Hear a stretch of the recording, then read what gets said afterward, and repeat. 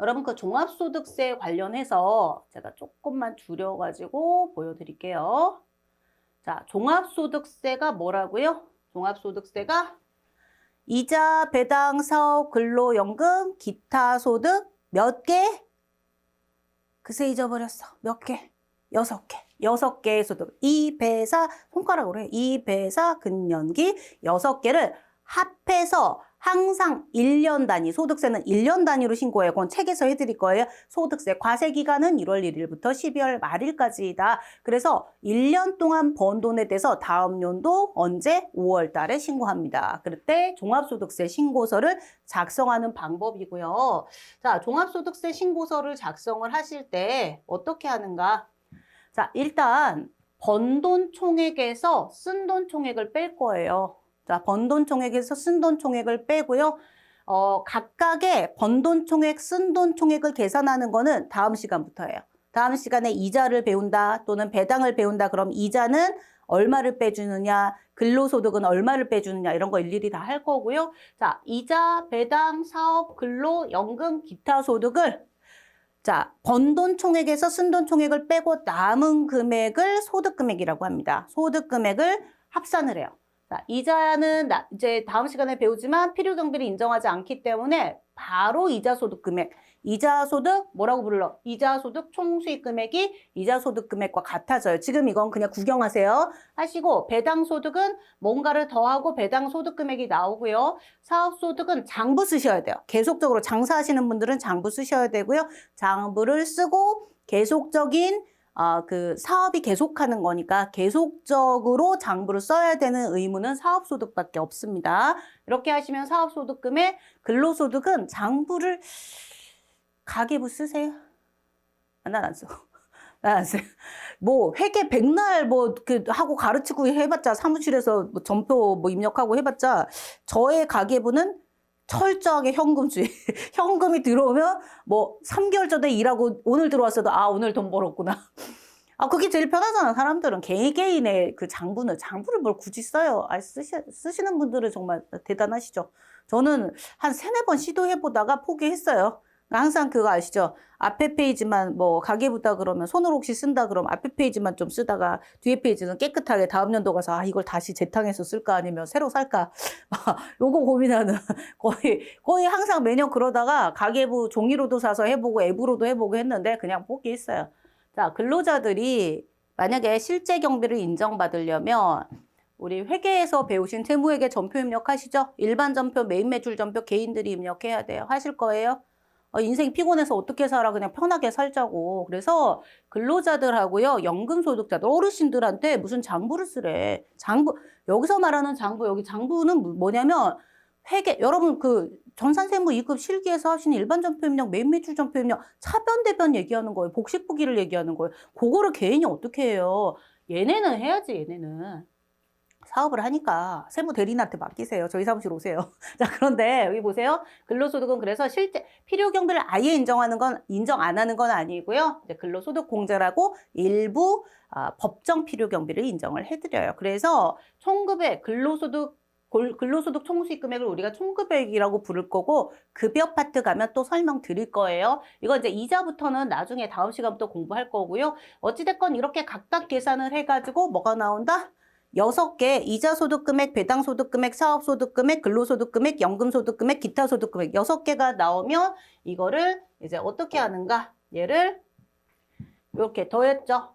신고서를 쓸 때 더하는 거예요. 더하는 거예요. 더해서 이렇게 6개를 어떻게 한다? 하나의 신고서에 합해서 신고서 하나의 6개 소득을 같이 넣어서 신고한다. 이거를 종합소득이라고 해요. 그래서 얘가 종합소득 금액이 되고요. 그래서 이론적으로 그 틀은 알고 가셔야 돼요. 이걸 외우실 필요는 없어요. 근데 우리 전산세무 2급 실기 파트는 요거에 그럼 총급액 계산을 하려면 얘가 비과세를 제외한 금액이기 때문에 이 비과세 항목이 정확하게 돼야 금액 계산이 잘 되겠죠. 그래서 실기를 공부할 때는 근로의 비과세가 완전 중요해요. 제가 강조해 드릴 거예요. 자, 그 다음에 또 중요한 게 뭐다? 그 다음에 자, 원래는 이제 종합소득 금액이 나오고 나면 종합소득공제, 보세요. 종합소득 금액에서 소득공제를 뺄 거고요. 그럼 과세표준이 나오고요. 제가 좀 전에 소득세 세율은 몇 단계라고 그랬죠? 빨리 대답. 몇 단계? 8단계. 8단계 초과 누진세율. 제일 낮은 구간 6%, 제일 높은 구간 45%. 외우고 계셔야 돼요. 그거는 8개 다 외우라고 하고 싶은데 그건 힘들 거니까. 제일 밑에 거 6%, 제일 높은 거 45%는 외우셔야 되고요. 그래서 그 8단계 초과 누진세율을 기본세율이라고 해요. 기본세율에 자, 과세표준 곱하기 기본세율을 하면 산출세액이 나오고요. 뭔가를 빼고 나면 결정세액이 나와요. 그리고 거기서 원천징수당한 세금 같은 기납부세액을 빼고 나면 이제 마지막에 내야 될 세금이 나오는데 요거는 실기 관련해서 중요해서 자, 이자 배당 사업 근로연금 기타 소득 공부가 끝나고 나면 이론 파트 뒷부분에서 따로 공부를 할 건데 이게 사실 우리가 처음부터 끝까지 소득세 공부할 내용이에요. 자, 요렇게 퇴직이랑 양도는 안 하셔도 됩니다. 자, 그래서 요 정도를 알고 계신 상태에서 이제 교재를 다시 보도록 하겠습니다.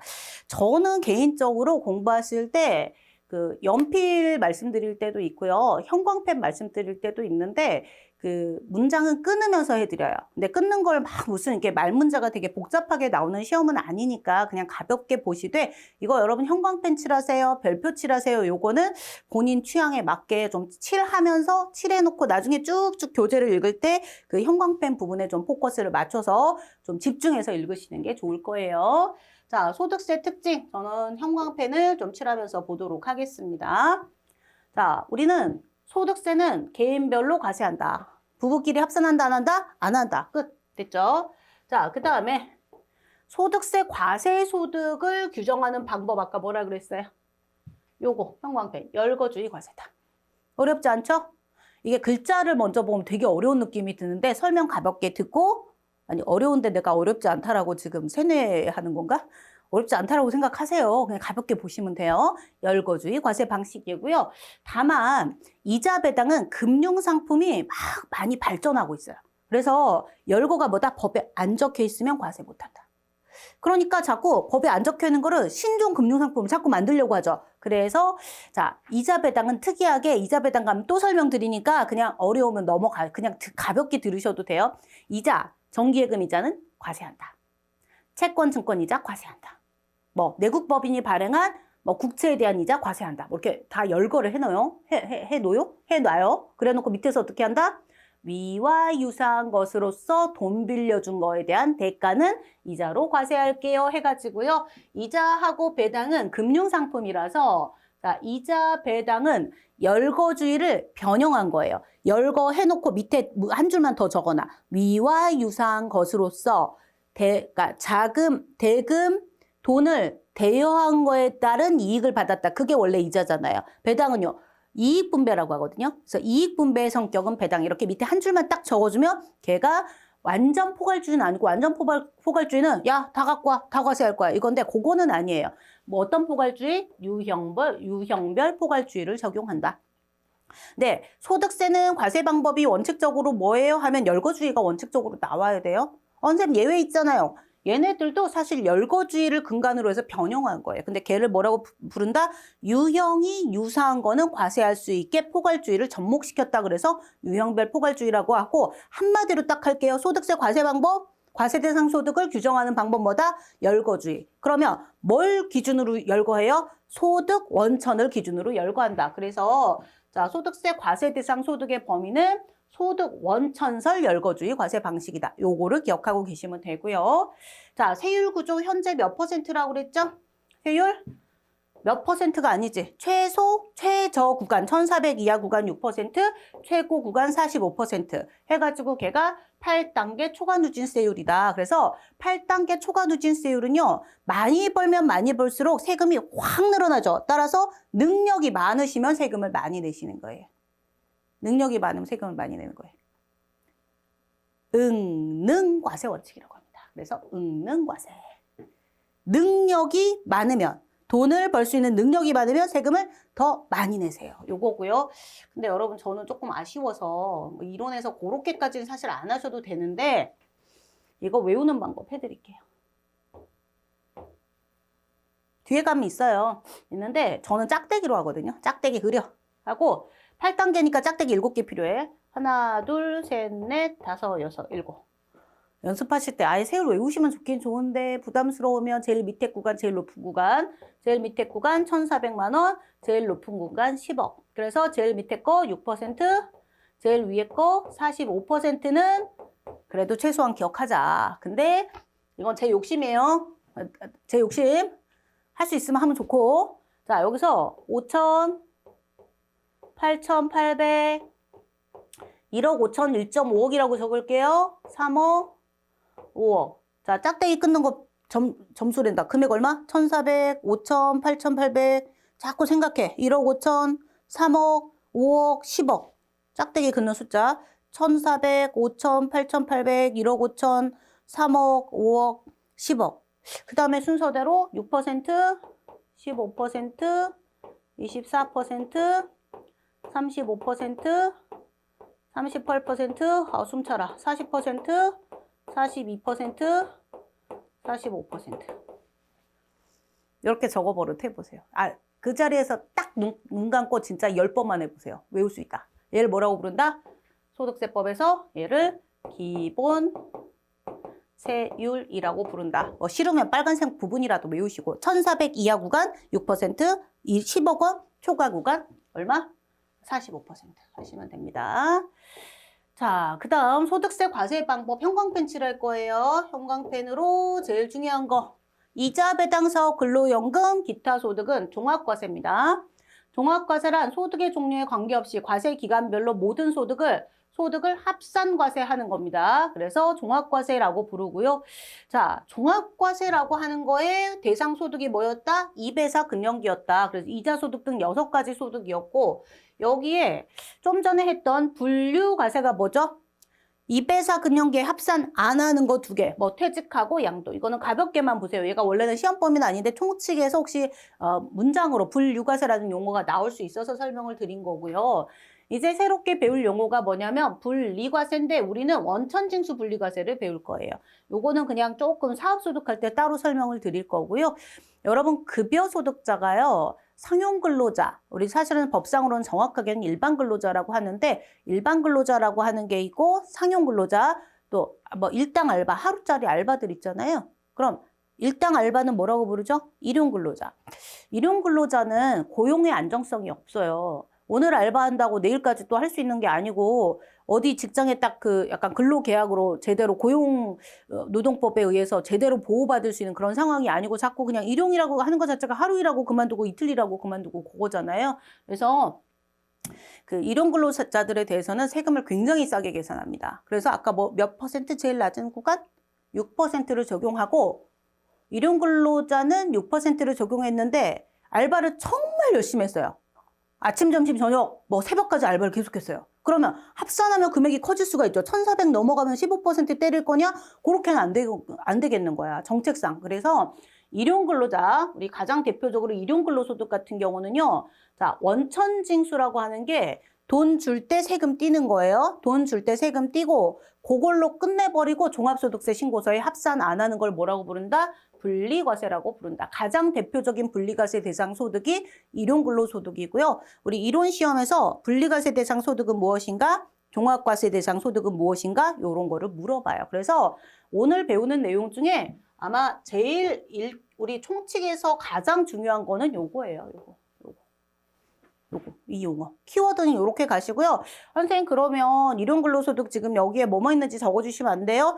다음 시간부터 뭐 한다고? 이자소득 따로 공부하고 배당 따로 공부하고 연금 따로 공부하고 그거 할 때 나오겠지. 그럼 거기 가서 여러분께서 다시 외우시면 돼요. 근데 지금은 뭐부터 한다? 종합과세, 분리과세, 분류과세 용어가 지금 다르죠? 각각의 일용근로소득은 뭐라고 얘기해야 돼요? 요거 하나는 외우세요. 일용근로소득은 분류라고 해야 돼요? 분리라고 해야 돼요? 분리예요.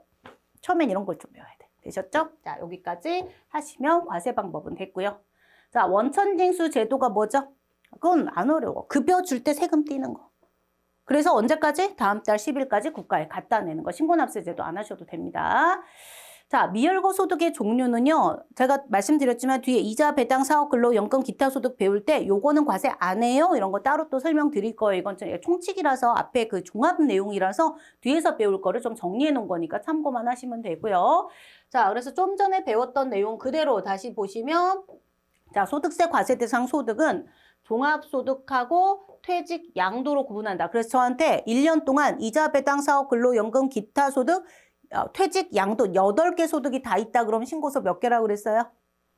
하나, 둘, 세 개라고 그랬잖아요. 신고서는 3개. 종합소득세 신고서, 이자, 배당, 사업, 근로, 연금, 기타 소득은 종합소득세 신고서에 있고 퇴직소득 신고서 따로 쓰고 양도 따로 쓰고 퇴직하고 양도 성격이 다른데 2개 같이 쓸 수 없을 거 아니에요. 그래서 따로따로. 그래서 저한테 1년 동안 8개의 소득이 다 있다. 그럼 나는 신고서가 몇 개다? 3개다. 3개. 그럼 이자, 배당, 사업, 근로, 연금, 기타 소득 6개의 소득을 합산한 신고서로 뭐라고 부른다? 종합소득. 그냥 들으세요. 과세표준 신고서라고 불러요. 그냥 종합소득까지만 알아들으시면 됩니다. 시험 문제에서 이론 문제에서 다음 중 종합소득이 아닌 것은 해놓고 양도 있으면 양도 지우면 되는 거죠. 되셨죠? 자, 이렇게 하시면 되고 얘는 구분은 참고만 하시면 되겠습니다. 제가 키워드 설명드린 내용이 이해가 됐다 그러면 딱 거기까지만 하시고 형광펜 칠해놓고 보시면 되고요. 여러분 제가 얼마 벌지? 제가 1억 벌었어요. 1억을 벌었어요. 많이 벌었어요? 적게 벌었어요? 하루에 1억 벌고 싶다. 매일매일. 하루에 1억씩 벌고 싶다. 그러려면 진짜 무슨 한류 스타급 연예인급은 돼야 되는데 그 사람들은 하루에 1억이 아니라 하루에 몇 억씩 벌 거예요. 뭐 중국인들이 뭐 하나만 봐도 이 인구가 많으니까. 그죠? 이번 생에는 글렀고 자, 하루에 1억 많이 벌었죠. 1년에 1억이다? 괜찮네. 괜찮네. 어디 여행 다닐 정도는 되겠네. 맞죠? 10년에 1억이다. 그럼. 아직 안 굶어 죽었어? 저요. 10년에 1억 벌었어요? 그럼 1년에 1,000만 원? 좀 버스비도 안 나오는 거 아니에요. 그 컵라면으로도 끼니 못 때우는 상황인데. 맞죠? 자, 돈을 얼마 벌었냐. 지금 번 돈이잖아요. 얼마 벌었냐를 얘기하려면 어떻게 해야 된다? 기간을 명시해줘야 된다. 자, 그래서 소득세는 하루에 한 번씩 과세할 거냐, 세금을 내도록 할 거냐, 한 달 단위로 세금을 내도록 할 거냐, 1년 단위로 할 거냐, 제일 편한 거 뭐야? 달력, 영년과세라고 합니다. 그래서 여기 보시면 우리 소득세 과세 기간이라고 하는 게 뭐다? 소득세, 개인이 번 돈을 합산하는 대상 기간을 얘기하는 거고요. 얘는 원래 달력을 따라갑니다. 왜 개개인들이니까 굳이 장부 안 쓰잖아요. 그래서 얘를 영년과세라고 하고 과세기간 요거 외우시면 돼요. 원칙. 그런데 어떤 분이 장사를 하다가 돌아가셨어요. 그러면 장사를 해서 돈을 벌고 있었다. 그러면 당연히 1월 1일부터 돌아가셨다. 그러니까 돌아가신 분도 세금을 내야 돼요. 자손이 내요. 자손이 신고 납부를 해요. 하지만 돌아가신 분 명의로 세금 신고가 들어가는데 언제까지? 그분은 돌아가신 날까지만 계셨고 그 이유는 안 계셨기 때문에 사망일까지 끝나는 것만 기억하시면 돼요. 시작은 1월 1일 똑같고요. 자, 그리고 누구? 이 거주자가 비거주자가 되는 걸 저희가 뭐라고 하냐면요. 출국이라고 해요. 출국했다. 그럼 그때는 언제? 출국한 날까지. 거주자는 국내 원천과 국외 원천 합산과세고 비거주자는 국내 원천만 과세니까 끊어서 세금 신고 따로 해야 돼요. 그 얘기예요. 이건 조금 그렇게 하시면 되고요. 자, 2가지 파란색, 빨간색으로 체크한 예외를 제외하고서는 소득세는 무조건 달력 단위로 계산한다. 그래서 이거를 뭐라고 하냐면 요거를 역년 여기 좀 어감이 좀 그렇긴 한데 달력에 의한 1년이에요. 역년과세라고 합니다. 역년과세고요. 되셨나요? 그 다음에 얘는 뭐라고 부른다? 출국이라고 부른다. 저 놀러 가는 출국. 진짜 난 진짜 다음 생에는 세무사 하지 말아야지. 다음 생에 연초만 바쁜 게 아니고 또 8월 달도 바쁘고 근데 연초가 제일 바빠요. 한 4월까지가 너무 바빠요. 그리고 또 세법이 개정되니까 이놈의 세법은 왜 맨날 개정이야. 괜찮아요. 여러분은 제가 다 개정된 거 반영해서 해드리니까. 또 하필 또 강의도 해요. 심지어 실무만 해도 바쁜데 강의하려면 어떻게 해야 돼? 여러분 시험 보실 때 틀리면 안 되니까 개정 다 엎어드려야 되잖아요. 아주 바빠 죽겠어요. 그래서 여행 가고 싶어요. 어디? 가까운 일본이라도? 당일치기? 우리 집 강아지가 싫어하려나? 나 여행 갔다 오면? 자, 우리 집 강아지가 제가 없으면 잠을 안 자요. 아무튼 근데 뭐 쓸데없는 얘기고. 자, 뭐 하죠? 제가 일본에 그냥 당일치기 좀 그렇고 2박 3일 갔다 온다고 가정이라도 할게요. 생각이라도 하자. 제가 어디 놀러 갈 거예요. 일본에 뭐 어디로 갈까? 가까운데. 뭐 후쿠오카나 오사카 갈까요? 아니면 미국 가 어디로 가야 좋지? 아무튼 가까운데 일본. 자, 오늘 공항에서 출국 심사하죠. 그 출국 아니에요. 그 출국 아니라고. 뻘소리 같지만 나름 요거 설명하려고 한 거야. 우리가 세법에서 말하는 용어는 일상생활의 용어하고 다릅니다. 여기서 말하는 출국은 뭐다? 이제 대한민국에서 경제활동을 안 하는 거예요. 이민 가시는 거. 이민을 가거나 아니면 뭐 예를 들어 IT 쪽 종사하시는 분들 막 구글이나 이런 데 취업하고 싶어 하시잖아요. 취업돼서 미국에서 또는 뭐 유럽의 어느 나라에서 10년, 20년 일을 하실 수 있죠. 그거를 계약하고 만약에 나갔다 그러면 그때는 출국이에요. 되셨죠? 그래서 개념 거주자가 비거주자가 된다. 그게 그 뜻이고요. 자, 아까 했던 내용 중에 자, 소득세 납세 의무자 한번 볼까요? 자, 소득세 납세 의무자. 이거는 복잡하게 생각 안 하셔도 돼요. 실기랑 관련 안 된 것들은 자, 누구다? 거주자와 국내 원천. 이거 짝대기 그런 거 지울게요. 형광펜으로 다시 해드리겠습니다. 자, 거주자와 국내 원천 소득이 있는 비거주자. 자, 색깔 다시 해가지고 이거 뭐다? 거주자는 국내의 주소 끊고 183일 이상 거소 둘 중에 하나. 되셨죠? 자, 비거주자는 거주자가 아닌 자예요. 그래서 거주자는 국내 원천과 국외 원천 모두 과세. 비거주자는 어떻게 한다? 거주자가 아닌 자가 비거주자예요. 그리고 국내 원천만 과세한다. 거소가 뭐다? 이거는 주민등록등본 없으면 거소인 거예요. 되셨죠? 자, 여기까지 하시면 되고요. 자, 거주자, 비거주자 의제는 그냥 혹시 필요하실 줄 몰라서 우리 세법에 있는 내용은 다 넣어놨으니까 참고하실 때만 보시면 됩니다. 우리나라 공무원이 외국에 나가서 우리나라 대한민국 공무원이 외국에 나가서 일한 지 3, 4년 됐다라고 해서 비거주자라고 하진 않겠죠. 그래서 대한민국 공무원은요, 외국에 오랫동안 나가 있어도, 그러니까 하는 업무가 그런 걸 어떻게 해요? 그 사람들은 다 거주자예요. 그래서 외국을 항행하는 선박 항공기의 승무원이다. 그러면 가족이 어디 있는가? 생계를 같이 하는 가족. 자기 자녀가 어디 있는가? 또 배우자가 어디 있는가? 이거 하고요. 또 혹시 가족이 없다 그러면 쉬는 날 어디 있는가? 자, 근무기간 외의 기간 중 통상 체제하는 장소가 어디면 국내면 거주자예요. 국내면 거주자. 그러니까 주소가 있는 것으로 본다가 거주자로 본다 뜻이고요. 그게 국외면 비거주자예요. 그다음에 국외근무 공무원은요. 국외근무 공무원은 거주자예요. 우리나라 공무원. 그다음에 삼성전자가 임직원을 해외에 자회사에 파견 근무를 보냈어요. 그러면 그 사람도 거주자예요. 그래서 거주자나 내국법인의 국외사업장계 해외 지점 또는 해외 현지법인에 파견된 자, 거주자 내국법인이 파견한 임직원은 거주자로 보는 거예요. 그 키워드 요것만 기억하시면 돼요. 더 복잡하게 안 하셔도 됩니다. 요건 안 하셔도 돼요. 여기까지는 조금 너무 심화학습이긴 한데 그렇다고 아예 내용을 빼놓으면 여러분 공부하실 때 내용이 너무 얕아서 그냥 참고용으로 넣어드린 거고요. 자, 법인 아닌 단체도 안 하셔도 됩니다. 제가 하라는 것만 하시면 돼요. 자, 소득세 납세지는 어디다? 아까 말씀드린 대로 소득세 납세지는 색깔 노란색. 자, 거주자는 제일 중요한 장소, 주소. 만약에 주소가 없다 그러면 거소로 가겠죠, 주소. 비거주자는 어디서 돈 벌었어요? 가게, 국내 사업장. 국내 사업장이 없으면 땅 투기했네. 양도소득이, 소득이 생긴 장소. 이렇게 갈 건데 다 외울 필요 없고 거주자는 원칙이 어디다? 주소지다. 이 정도만 보셔도 충분합니다. 상속도 넘어가셔도 돼요.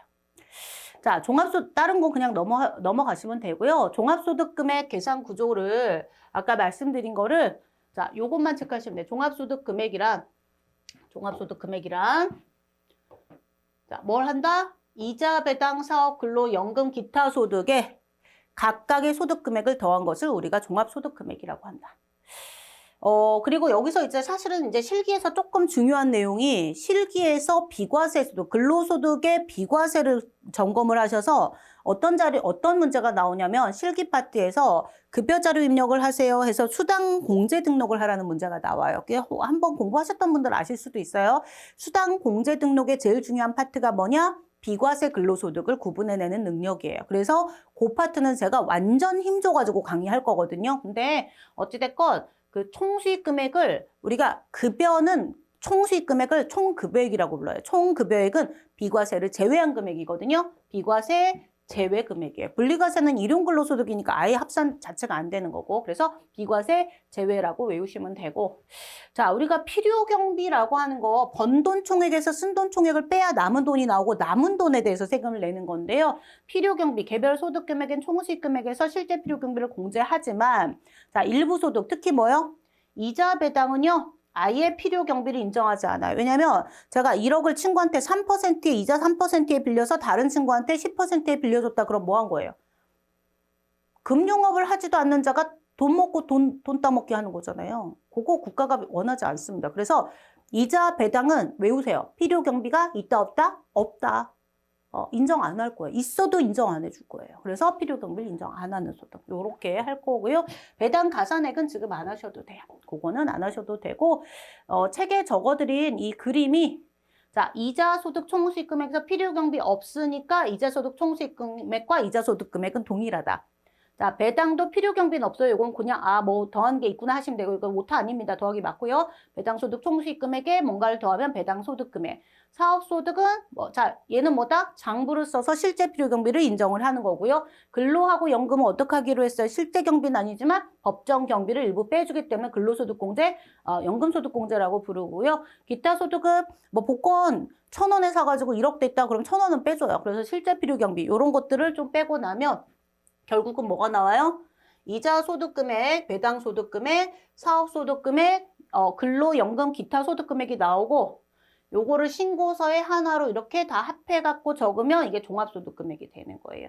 이 구조는 알고 계셔야 돼요. 이걸 시험으로 당장 풀지는 않는다고 하더라도. 오늘 배운 내용 중에서는 사실 종합과세, 분류과세, 분리과세가 제일 어려우셨을 거고, 그 다음 중요한 용어가 뭐예요?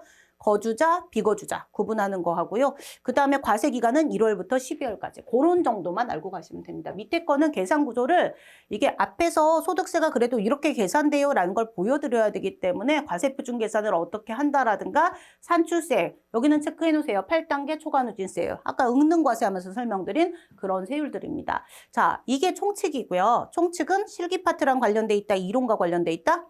주로 이론 파트예요. 여기는 실기랑 관련된 건 없어요. 그래서 제가 연습 문제를 좀 빠르게 풀면서, 연습 문제는 가장 최근에 나왔던 기출 문제도 있고요. 사실 총칙 이게 문제가 2개씩 나오는데 소득세가 그래도 범위가 완전 좁은 건 아니잖아요. 그래서 지금 제가 예제로 이그젬플이라고 된 것들은 예제인데 그냥 예제가 아니고요. 저는 수험에 목적 적합하지 않은 문제는 안 드려요. 다 전산세무 2급 기출문제예요.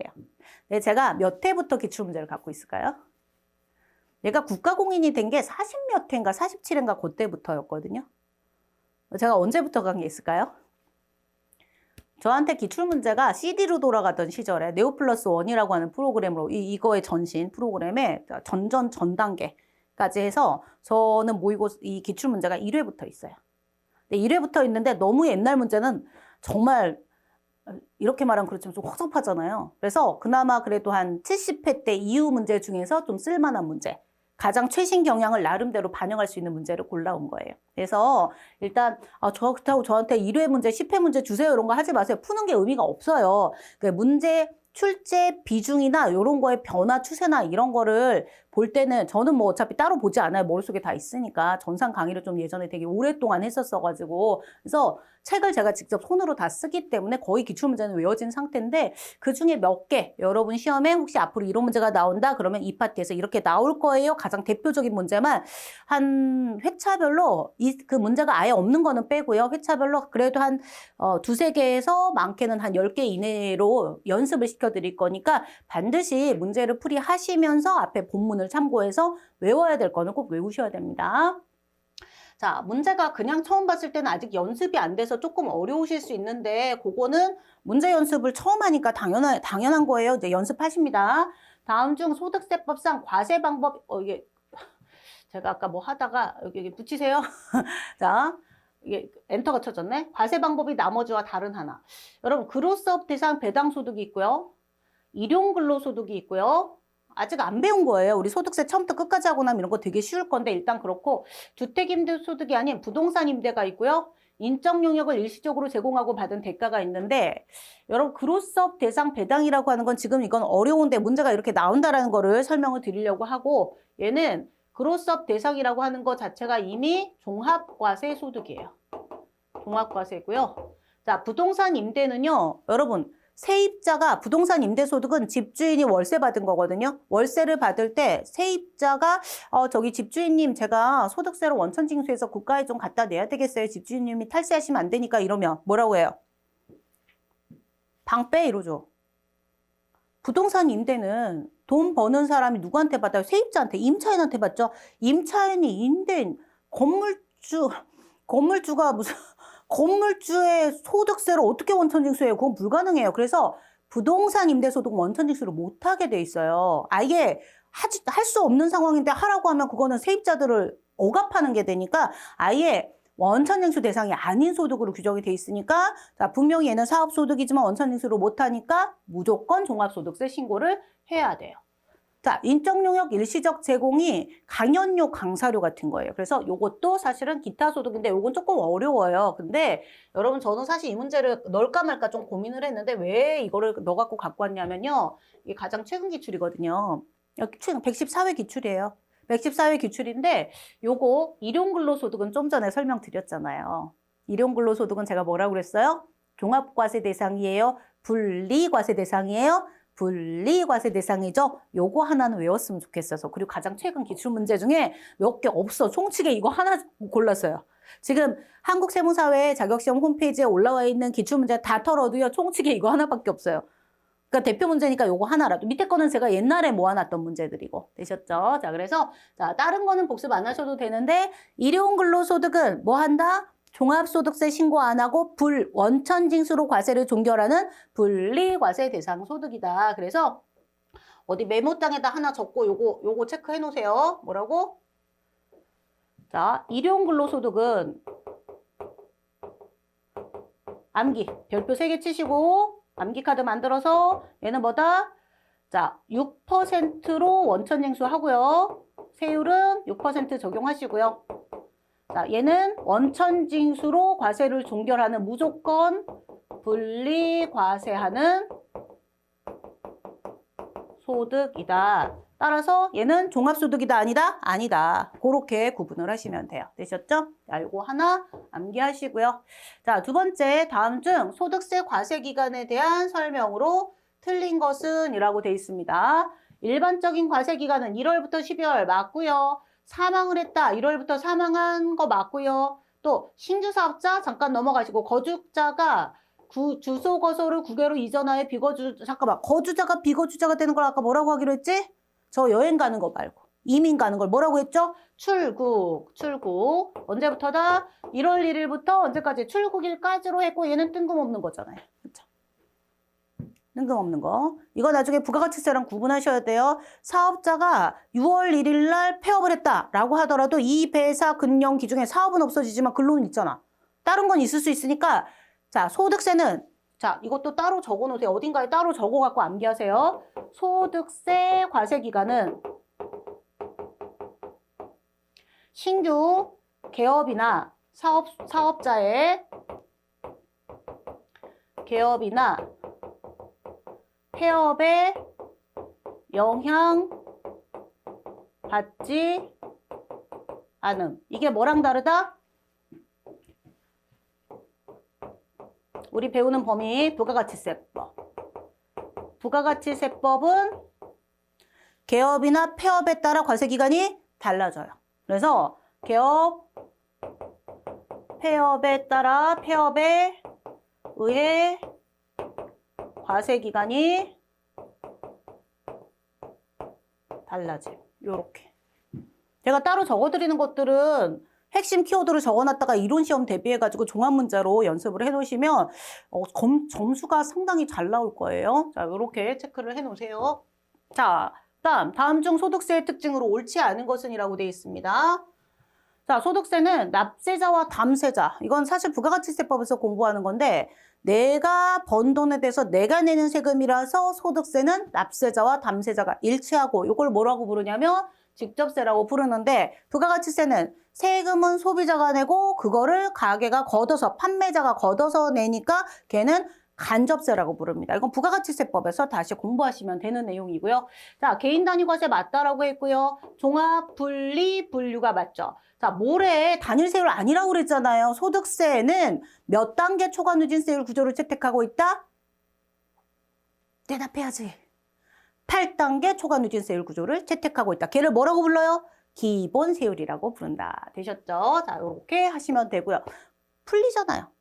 자, 그 다음 소득세법에 대한 설명이다. 틀린 것은 이라고 되어 있습니다. 거주자란. 자, 끊고 국내 주소 하나 나왔지? 그 다음 이걸로 끝나면 안 되고 거소도 나와야 되는데 거소는 183일 이상 거소. 이게 국내가 같이 걸린 거죠. 맞습니다. 외국을 항행하는 선박항공기 승무원이다. 그러면 어떻게 해요? 가족이 있는 장소, 가족이 없다 그러면 쉬는 날, 아, 왜, 한 달 내내 야근하고 막 그랬다. 그리고 한 이틀 쉰다 그러면 이틀 동안 사실 집 밖으로 나가고 싶지도 않고 우리 배달의 민족 부르잖아요. 그리고 세수도 안 하죠. 아, 하세요? 난 안 하는데. 자, 그래서 그냥 쉬는 장소. 아무도 개의치 않고 그냥 잠옷 입고 하루 종일 뒹굴뒹굴하고 있는 장소가 통상 체지하는 장소잖아. 그쵸? 그게 잘 보셔야 돼요. 국내면 거주자예요. 그때는 자, 주소가 국내에 있는 것으로 본다가 거주자로 본다고요.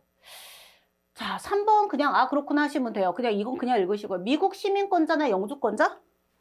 제가 거주자, 비거주자 하면서 국적이나 뭐 영주권, 시민권 이런 거 언급한 적이 있어요? 아, 국적은 언급했죠. 국적이랑 상관없다고. 얘는 이거 아니지. 선생님, 미국 시민권자면 대한민국에 오랫동안 없는 거 183일 이상 거소 없는 거 아니에요? 라는 유추로 해석하지 마세요. 글자가 나와야 돼. 183일 이상 거소를 둔 자가 아니다 그럼 모를까? 아무 말 없잖아요. 그쵸? 그래서 얘는 비거주자로 본다. 국적, 시민권, 영주권 상관없습니다. 되셨죠? 그래서 4번이 틀린 거예요. 3번은 그냥 읽으시면 되고 굳이 따로 외울 필요 없고요. 자, 소득세법상 납세의무자 어떻게 해요? 거주자는 아까 그거 거주자 범위 중요하다고 그랬죠? 주소 1년이야 183 날짜 183 나누기 2 해봐 182.5 0.5일이 어디 있어요? 3일이지 반년 됐죠? 183 기억 안 나면 반년 해갖고 나누기 해보세요. 그리고 반올림 하셔야 돼요. 183일 이상 혹시 182라고 했을 때 그거 맞다고 하시면 안 돼요. 183일 이상, 반년 이상. 되셨죠? 그래서 이거 읽어보시면 되고요. 자, 요렇게 문제를 푸시고 요건 좀 응용이에요. 좀 얘가 좀 오래전 문제인데 이 문제가 상당히 괜찮아가지고 제가 그냥 조금 오래전 문제인데 가끔 쓰거든요. 이건 조금 어렵습니다. 잘 보시면 자, 소득세 납세지 관할세무서가 뭐라고 그랬죠? 주소지죠. 자, 거주자인 갑은 그러면 요거부터 봐. 갑. 부가가치세 보지 마세요. 지금 소득세만 볼 거예요. 자, 갑의 소득세 어디예요? 관할세무서는 갑이 주소가 어딘지를 봐. 서울 주소지 서초구 그러면 서초동은 이거 좀 잘 주지. 역삼세무서, 서초세무서 여기 어디야? 서초세무서. 왜? 주소지. 이렇게 가야 되고요. 자, 음식점은 뭐냐면 자, 소득세 신고가 의류사하고 옷가게를 하건 음식점을 하건 어디서 벌었건 돈은 주소에서 번 거니까 같이 합산해서 과세하는 거예요. 되셨죠? 그래서 이것도 틀린 거예요. 아, 이거는 따로따로 한 거 자체가 틀린 거예요. 되셨죠? 요거는 그냥 참고용. 아, 관할세무서는 어디다? 주소지 관할세무서다. 소득세 관할은 주소지 관할세무서이다. 적어 놓으세요. 소득세 관할 세무서는 주소지. 가게를 2개 하더라도 어차피 번 돈은 집으로 다 갖고 가니까 합산해서. 아이 사업만 아니라 근로도 합산하는데. 그쵸? 그래서 주소지 관할 세무서고요. 이거는 좀 심오학습인데 나중에 따로 외우세요. 심오학습. 원천징수 세금요. 원천징수한 소득세, 원천징수한 법인세.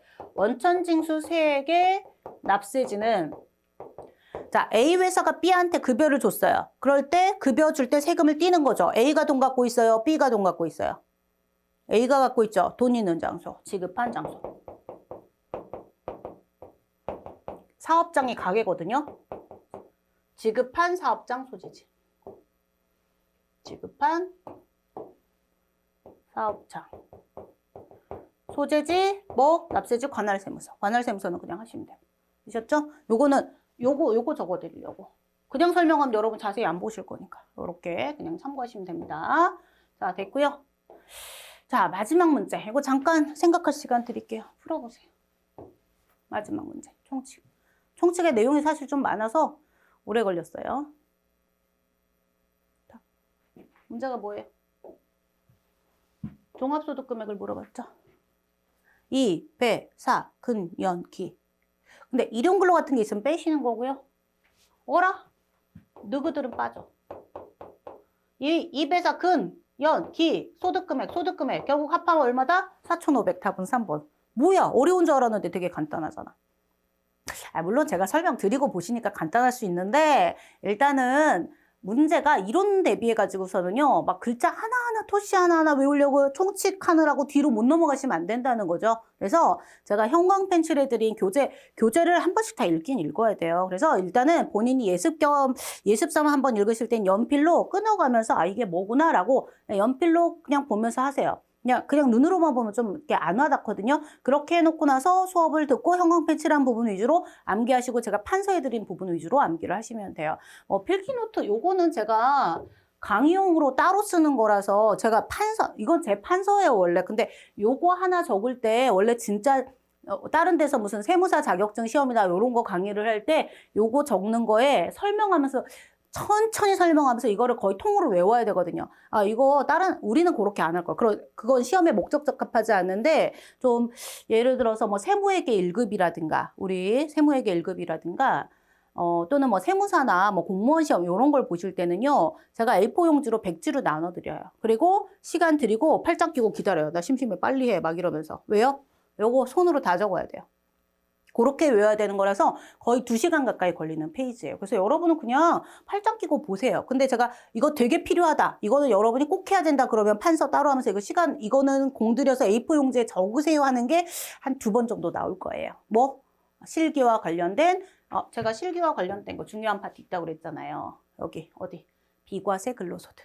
그 다음에 종합소득공제, 종합소득세액공제. 그 파트는 제가 좀 공들여서 설명드리면서 여기다가 요거는 적어놓고 A4 용지에 백지 상태로 스스로 시험 보실 수 있을 만큼 열심히 공부하세요 하며 그거는 하나씩 다 적어드릴 거니까 그거는 그때 외우시면 돼요. 지금은 총칙에서는 그렇게 막 너무 애써가지고 문장 하나하나 다 외우려고 하지 마시고 아까 마지막에 풀었던 문제들을 참고하셔가지고 아, 이런 느낌으로 문제가 나오는구나. 총칙 파트는 앞에다 항상 적어 놓으셔야 돼요. 이론과 실기 두 군데서 다 중요한가 아니면 이론 파트에서 좀 중점이 있는 파트인가 실기를 위해서 더 열심히 해야 되는 파트인가를 제가 설명드리는 내용을 바탕으로 반드시 기입해 놓고 열심히 공부하셔야 돼요. 이론 문제 버리고 간다 하지 마시고 되셨죠? 자, 열심히 복습하시고요. 다음 시간에 뭐 할까요? 다음 페이지 뭐 있지? 네, 이자소득 들어갑니다. 자, 이번 시간 고생하셨고요. 복습하실 때 너무 괴롭다 그럼 빨리 넘어가시고 다시 나중에 가볍게 읽으면 돼요. 너무 힘들게 공부하지 마시고 그냥 가벼운 마음으로 여러 번 읽는다라고 생각하고 복습하고 오시면 되겠습니다. 이번 시간 수고하셨습니다.